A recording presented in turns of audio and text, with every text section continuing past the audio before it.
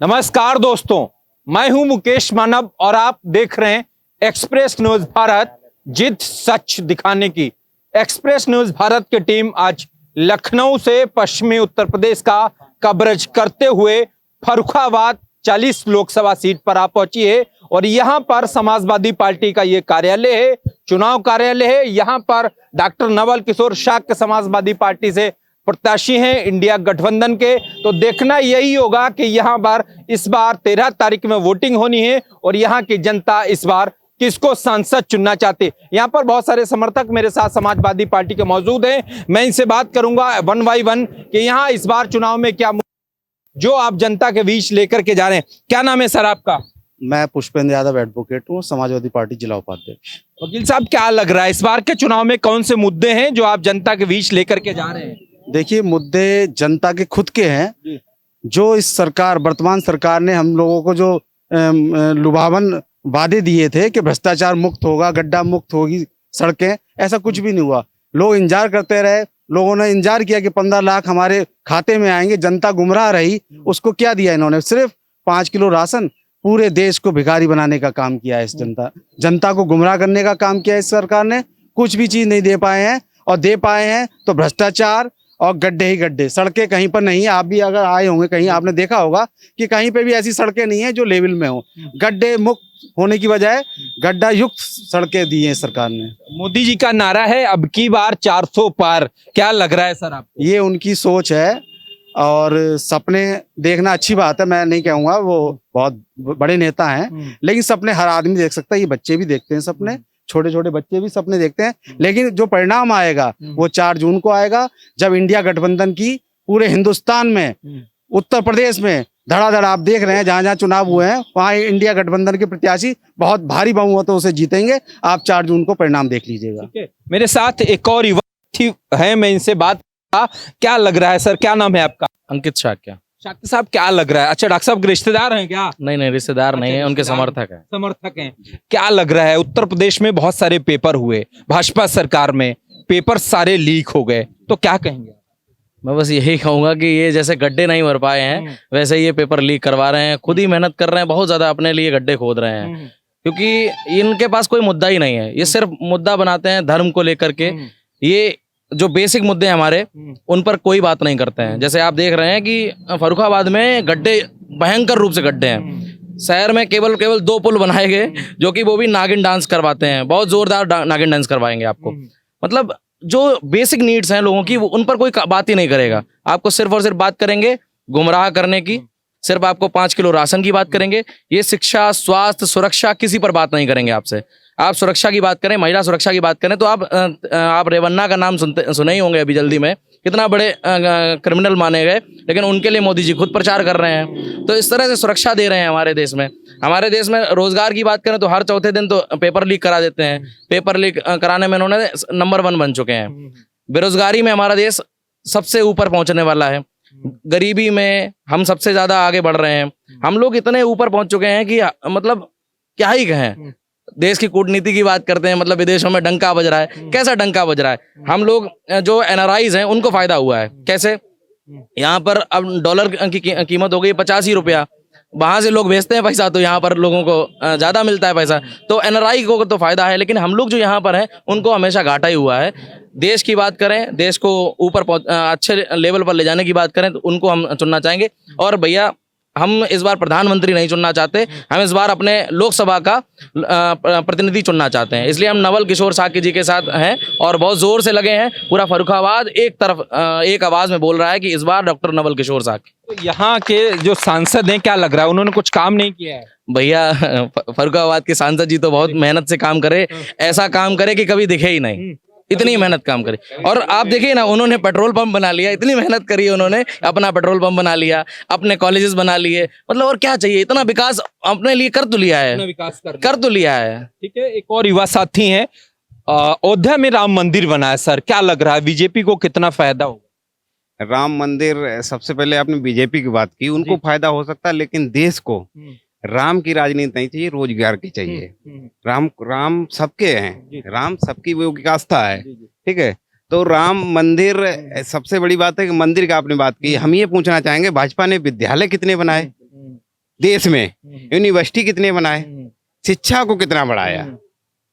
2018 से शिक्षक भर्ती का हम बहुत लखनऊ से लेकर यहाँ तक बहुत लड़ते रहे। 2018 से कोई भर्ती नहीं है, एक भर्ती आई वो भी लीक हुई। एक जगह और कहते हैं गुंडा चले गए, गुंडा मुक्त राज्य हो गया। पहले गुंडा वो रोड पे गुंडे ही करते थे, अब वो पेपर लीक कर रहे हैं, वही गुंडा लोग हैं। अन्य सब लोगों की सरकारों में रोड पे वो गुंडे ही करते थे, अब वो पेपर नहीं होने दे रहे, बच्चों के भविष्य के साथ खेल रहे।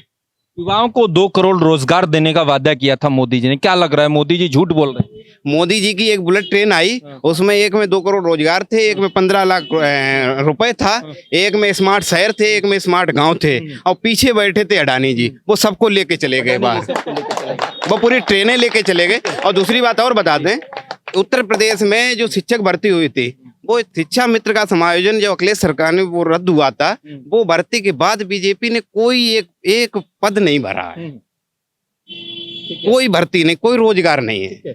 मेरे साथ और कई साथी मौजूद हैं, मैं इनसे बात करूंगा। एक लाल गमछा के मेरे साथ साथी हैं, कोई बड़ी जिम्मेदारी आपके पास, क्या नाम है सर आपका? सर मेरा नाम मुकेश कुमार भुर्जी है और पार्टी के कार्यकर्ता हैं। मैनपुरी में हम रहते हैं और जन्म भूमि हमारी फर्रुखाबाद है। जन्मभूमि फर्रुखाबाद है।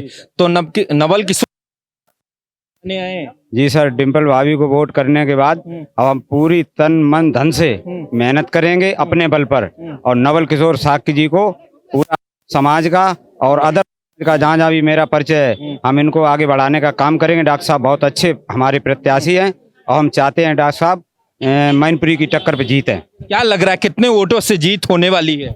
कम से कम डॉक्टर साहब 2 लाख पार जीतेंगे। 2 लाख वोटों से जीत होने वाली है। 2 लाख के लग पार रहा है आपको? जी। अच्छा, 2 लाख। मोदी जी कह रहे हैं कि गठबंधन कहीं है ही नहीं। गठबंधन जनता का गठबंधन है, जनता की सरकार बनेगी, जनता की सरकार, जनता की सरकार बनेगी। ना नवल किशोर जी की बनेगी, ना हमारे राष्ट्रीय अध्यक्ष अखिलेश यादव जी की बनेगी, और ना राहुल गांधी जी की बनेगी। इस बार प्रधानमंत्री जनता बनेगी। इस बार प्रधानमंत्री जनता बनेगी। बहुत अच्छी बात है। मेरे साथ अच्छा एक साथी और है, कुछ कहना चाहते, कोई सवाल छूट गया था सर? इस समय इनका ट्रेंड चल रहा है, एक मंगलसूत्र पे और बोलना चाहेंगे। ये महिलाओं की, हमारी बहन बेटियों कपड़े नहीं बचा पाए, मंगलसूत्र की बात इनके कहने का अधिकार नहीं है। और दूसरा, आज की हम आपको न्यूज दें, हमारी कई घटनाएं हैं, आप मणिपुर ले लो, जब महिलाओं को, हमारी बहन बेटियों को कपड़े नहीं बचा पाएगा, मंगलसूत्र बहुत दूर की बात है। दूसरी, आज इनके बहुत बड़े नेता, माननीय जो अभी भारत रत्न भी दिया गया लाल कृष्ण आडवाणी जी ने खुद स्वीकार किया है, आज उन्होंने स्टेटमेंट दिया है कि राहुल गांधी भारतीय राजनीति का नायक है, स्वयं वो लोग कहने लगे। तो आप समझ लो इनका कहाँ गया 400। तो क्या लग रहा है उत्तर प्रदेश में कितनी सीट आ जाएगी आपकी? किनकी? आपकी गठबंधन की। गठबंधन है, मुझे लग रहा है 60 प्लस। 60 प्लस हो जी, आपको लग रहा है? ठीक है, मेरे साथ बहुत सारे समर्थक साथी मौजूद थे, तो देखना यही होगा कि यहाँ पर 13 तारीख में वोटिंग होनी है, यहाँ पर किसकी जीत और किसकी हार होती है, और यहाँ की जनता किसको सांसद चुनना चाहती है। इस बार जनता का मन बदला बदला नजर आ रहा है। जिस तरीके से मोदी जी ने जो झूठे जुमले देकर के जो वादे किए थे, वो इस बार झूठे साबित होते नजर आ रहे हैं। तो देखना यही होगा कि अब यहाँ पर किसकी सरकार बनना।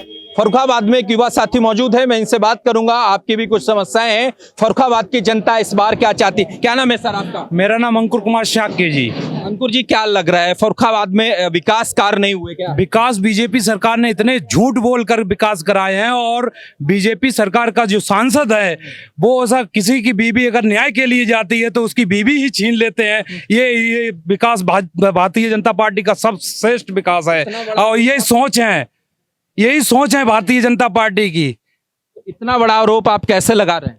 ये मैं आरोप जब लगा रहा हूं, मेरे साथ का गरीब जिसकी बीबी गई है, वो बेचारा नवीन सहगल में मंत्री आया था, उसको 2 पन्ने का चिट्ठा समेटा, उसका बच्चा था, एक लड़की थी, उसके लिए गुहार लगा रहा था, और सांसद ने उसका नाम भी चेंज कर दिया, बीवी का नाम चेंज कर दिया, और उसको रख रहे हैं। सांसद जी ने बीवी गायब करा दी? हाँ, गायब करा दी। उसको फिर धमकाया 2 महीने बाद बुलाकर, तुम इसको छोड़ दो, डिवोर्स दे दो। अच्छा। हाँ जी, और लिल्लीगंज का रहने वाला है, राजपूत समाज का है। ठीक है, मेरे साथ एक और युवा साथी, एक और साथी है ये मौजूद।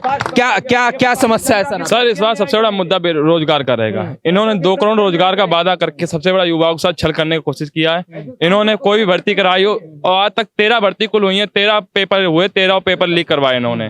13 में सबसे बड़ा पेपर पुलिस का हुआ, 60 लाख पेपर डाला गया, और 60 लाख में इन्होंने 50 लाख बच्चे पेपर दे रहा है, 10 लाख का उन्होंने वो गायब कर दिया, एडमिट कार्ड ही नहीं आया, उसका 500 रुपए का जोड़ लीजिए, और पेपर कराया वो भी लीक, 2 पालियों में पेपर करा के पेपर लीक करा देते हैं। तो सबसे बड़ा मुद्दा इसका रोजगार और नौकरी का रहेगा। और फर्रुखाबाद के विकास की रही बात, अखिलेश सरकार में विकास हुआ है। अगर आप इस रोड से घुसेंगे और आप थोड़ा 1 किलोमीटर रोड पे चलेंगे, कम से कम आपको यहाँ पे 50 गड्ढे मिल जाएंगे। आपको यहाँ ठीक यहीं पे बाहर आपको गड्ढा मिलेगा, आपको आगे चौरा पूरी रोड पे नहीं गड्ढा मिलेगा। और 2 पुल जो हैं वो भी अखिलेश सरकार में प्रस्तावित हुए थे, उनका भी ये लोग फीता काट देते हैं। बहुत ठीक है, मेरे साथ एक और साथी मौजूद है, मैं इनसे बात करूंगा। कल अखिलेश यादव यहाँ आए थे, रैली की थी उन्होंने, क्या लग रहा है अखिलेश जी के आने से कितना फायदा होगा? अखिलेश जी के आने से बहुत हम लोगों को फायदा हुआ। 1 लाख प्लस से पहुंचेंगे। सबसे पहले इटावा और जो बरेली हाईवे था वो अखिलेश जी की सरकार में पास हुआ था, और योगी जी ने कहा वो मैंने पास कराया। योगी जी ने कुछ नहीं पास कराया था, अखिलेश जी ने कहा था। वो एकदम अच्छा रोड हुआ, अच्छे पास कराया। और योगी सरकार कह रही थी मैंने पास करवाया, वहाँ पे बहुत ज्यादा एक्सीडेंट हो रहे थे। योगी सरकार कह रही थी कि मैंने पास करवाया। वो नहीं, झूठे वादे करते हैं और झूठे वादों के अलावा कुछ नहीं करते हैं।